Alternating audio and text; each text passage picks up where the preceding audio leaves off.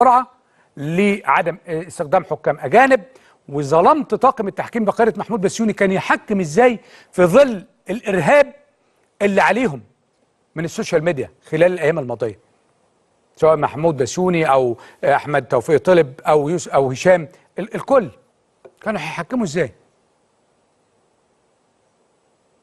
فاللي حصل صراع من الاقوى، اتحاد رابطه اتحاد.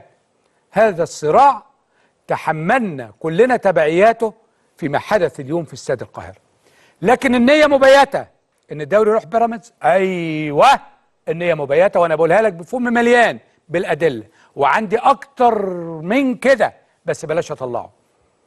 عندي اكتر من كده، بلاش اقول ايه اللي كان بينطلب او كان مطلوب عشان بيراميدز ياخد بطوله الدوري.